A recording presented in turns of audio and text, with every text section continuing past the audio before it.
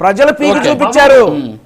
ప్రజలు పీకి చూపించారు. చంద్రబాబు నాయుడు గారు 53 రోజులు జైల్లో ఉంటే మొట్టమొదటి 2 రోజులే తెలుగుదేశం పార్టీ కార్యకర్తల చేతిలో ఉండి ఉద్యమం. చంద్రబాబు నాయుడు గారు జైల్లో ఉన్న 51 రోజులు ఆంధ్రప్రదేశ్ రాష్ట్ర ప్రజలందరూ రోడ్డెక్కారు. ఆంధ్రప్రదేశ్ రాష్ట్రంలోనే కాదు, పక్క రాష్ట్రంలోనే కాదు, దేశంలోనే కాదు, ప్రపంచంలోనే చంద్రబాబు నాయుడు గారి అభిమానులందరూ రోడ్డెక్కారు. రోడ్డెక్కి జగన్మోహన్ రెడ్డి గారిని పీకి ఈ రోజు ప్రతిపక్ష హోదా అడుక్కునేటట్టు చేశారు ఆంధ్రప్రదేశ్ రాష్ట్ర ప్రజలు. ఆ రోజు చంద్రబాబు నాయుడు గారిని అరెస్ట్ చేసినందుకు మీరు ఈ రోజు ప్రతిపక్ష హోదా అడుక్కుంటా ఉన్నారు, గుర్తుపెట్టుకోండి. చంద్రబాబు నాయుడు గారిని అరెస్ట్ చేసిన కారణంగా ఈ రోజు మీరు ప్రతిపక్ష హోదా అడుక్కుంటున్నారు. రెడ్ బుక్ భయపడలేదు అంటా ఉన్నాడు రాజు గారు. వాళ్ళ నాయకుడు జగన్మోహన్ రెడ్డి ఢిల్లీ వేదిక రెడ్ బుక్ పేరుతో మమ్మల్ని భయప్రాంతులకు గురి చేస్తా ఉన్నారని చెప్పేసి నేషనల్ మీడియా సాక్షిగా బాధపడ్డాడు. ఇవన్నీ చేసి ఈ రోజు రేగిడి లక్ష్మణరావు గారు లాంటి వాళ్ళు వచ్చేసి మాట్లాడుతూ ఉంటారు. 53 రోజుల్లో 2 రోజులు కార్యకర్తల చేతిలో ఉద్యమం పీకి చూపించి ఈ రోజు మిమ్మల్ని ప్రతిపక్ష హోదా రెడ్ బుక్ ఎవరు భయపడలేదేమో మీ నాయకుడే భయపడి ఢిల్లీ వేదికగా బావురమన్నాడు. రెడ్ బుక్ పేరుతో మమ్మల్ని భయపడుతున్నాడని చెప్పేసి మీ నాయకుడు అన్నాడు. చూసుకుంటే ఏం పీకాడో అర్థమవుతా.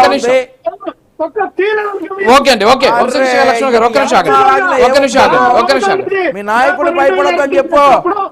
ఏం చెయ్యాం, చట్ట వ్యతిరేకంగా ఏం చెయ్యాం, మీరు తీసుకెళ్లి ఎంపీని కొట్టినట్లుగా మేము కొట్టాం. మీ నాయకుడు మీ నాయకుడికి ఎంపీని కొట్టినట్లుగా కొట్టాం. చట్ట వ్యతిరేకంగా ఏమి చెయ్యాం. ఓకే సుజాత గారు మీ దగ్గరకు వచ్చే ముందు ఒకసారి లక్ష్మణరావు గారు వస్తాను. సుజాత గారు మాట్లాడాక మీకు ఇస్తా. ఒకేసారి మీకు ఇస్తా. ఒక్కసారి చెప్పండి. ఇక్కడ ఏంటి సార్, ఇక్కడ ఏంటంటే జగన్మోహన్ రెడ్డి గారిని పెద్ద ఫ్యాక్షనిస్ట్ లాగా, పెద్ద రౌడీ దీనిలాగా ప్రొజెక్ట్ చేశారు సార్ వీళ్ళు. నిజంగా జగన్మోహన్ రెడ్డి గారు ఫ్యాక్షనిస్ట్ లేకపోతే రౌడీస్ చూపించే వ్యక్తులైతే ఈ రోజున ఈ పీకుడు కాలు ఎంత పీకి ఏం పీకగలరని మాట్లాడగలరా?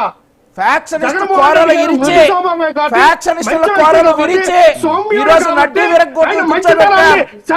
ఫ్యాక్షనిస్టులు నడ్డి విరగొట్టి కూర్చోబెట్టాం. అందరినీ శాంతియుతంగా ఉండేటట్టు మార్చాం. జగన్మోహన్ రెడ్డి ఫ్యాక్షనిస్ట్ అయితే కనుక జగన్మోహన్ రెడ్డి ఫ్యాక్షనిస్టే. భయపడ్డాడు జగన్మోహన్ రెడ్డి, భయపడ్డాడు జగన్మోహన్ రెడ్డి. భయపడాల కామ్గా కూర్చున్నాడు. జగన్మోహన్ రెడ్డి కుటుంబం ఫ్యాక్షన్ కుటుంబమే కాదనింది ఎవడెక్కడ? జగన్మోహన్ రెడ్డిది Jaganmohan Reddy, rowdy Jaganmohan Reddy, rowdy Jaganmohan Reddy, factionist Jaganmohan Reddy. ఏం చేస్తారు? జగన్మోహన్ రెడ్డి అధికారం చేయడం రాదు. ఒక్క నిమిషం ఆగండి లక్ష్మణరావు గారు ఆగండి ప్లీజ్.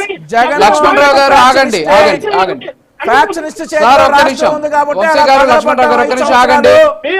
సరే ఓకే అది మళ్ళీ మాట్లాడదాం. సరే ఎవరు భయపడుతున్నారు మళ్ళీ మాట్లాడదాం. ఇప్పుడు ఒక్క నిమిషం అండి ప్లీజ్. ఓకే ఒక్క నిమిషం. కాజా సుజాత్ గారు గుడ్ మార్నింగ్ అండి. మీ దగ్గరకు వచ్చే ముందు ప్లీజ్ సార్ ఒకసారి పవన్ కళ్యాణ్ గారు బయట కూడా ప్లే చేసేసండి. ఎందుకంటే ముగ్గురు ఏం మాట్లాడారు ఒకసారి చూస్తే సరిపోద్ది. పవన్ కళ్యాణ్ గారు బయట కూడా ఒకసారి ప్లే చేయండి ప్లీజ్. చేసిన వాళ్ళందరినీ మేము బెదిరించేస్తాం, జైల్లో పెడతామంటే ఏమనుకుంటున్నారా మీరంతా? మేమేం మాటలా గుర్తుపెట్టుకోండి. అలా బెదిరించే సమూహం ఎవరైనా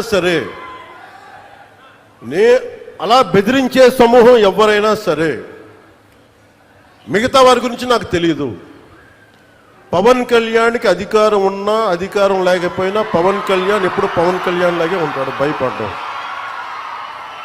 చాలా ఇంట్లోంచి బయటకు వచ్చేటప్పుడు తిరిగి వెళ్తాం లేదు అని డిసైడ్ అయ్యే వస్తాం. అందువల్ల మీ ఆకు రౌడీలు కానీ అలాగే చెప్తున్నారు. ఏదైనా మాట్లాడితే అధికారులు కూడా భయపడుతున్నారు. ఎందుకు భయపడుతున్నారంటే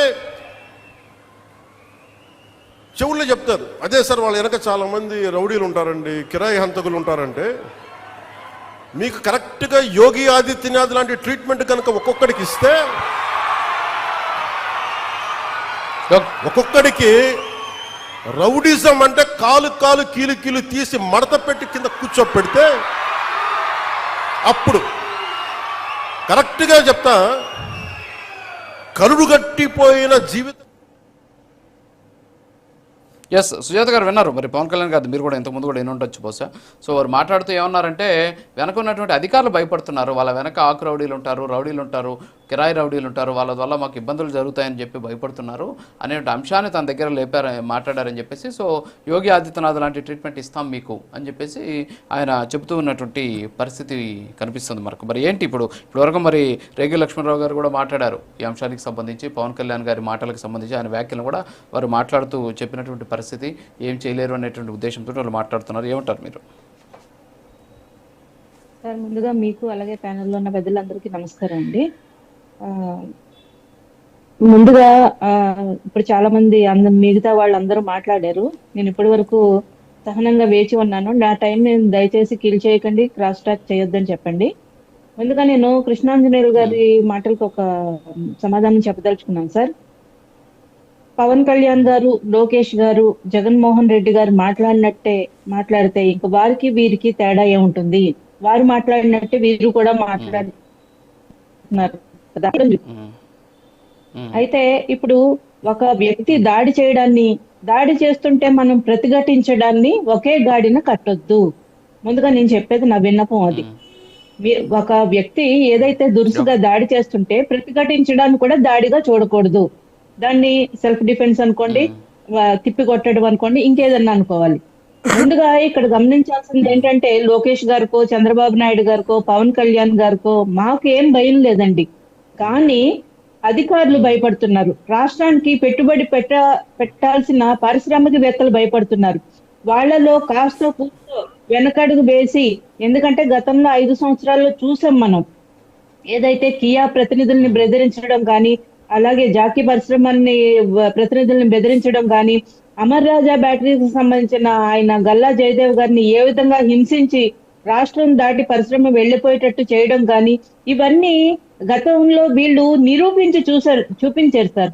వైసీపీ వాళ్ళు పరిశ్రమలని కమిషన్ల కోసం ఎలా వేధిస్తామనేది, లేదంటే వాళ్ళ కాలు కింద ఉండకపోతే ఎలా వాళ్ళని బెదిరించి భయపెట్టి పారిపోయేలా చేస్తామన్నది వాళ్ళు చూపించారు.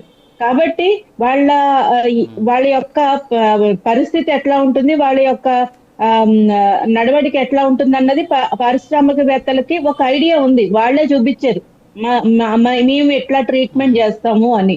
సో వాళ్ళల్లో ఇప్పుడు ధైర్యాన్ని నింపాల్సిన బాధ్యత కూటమి పెద్దలుగా మా అందరికీ ఉంది.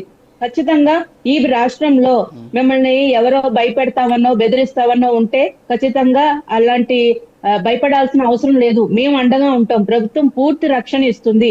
అంతేకాకుండా జగన్మోహన్ రెడ్డి గారు చేస్తున్న ఒక వికృత ప్రచారం ఏంటంటే, మేము అధికారంలోకి వస్తే ఈ టెండర్లన్నీ రద్దు చేసేస్తాం, ఈ కంపెనీలు ఎవరైతే కాంట్రాక్టర్స్ వచ్చారో వాళ్ళ మీద కేసులు పెడతాం. సార్, నేను ఒక మాట అడుగుతాను సార్. ఒక మాజీ ముఖ్యమంత్రే కదా మీరు, ప్రభుత్వంలో ఉన్నారు కదా, గత 5 సంవత్సరాలు మీరు ప్రభుత్వం నడిపించారు కదా.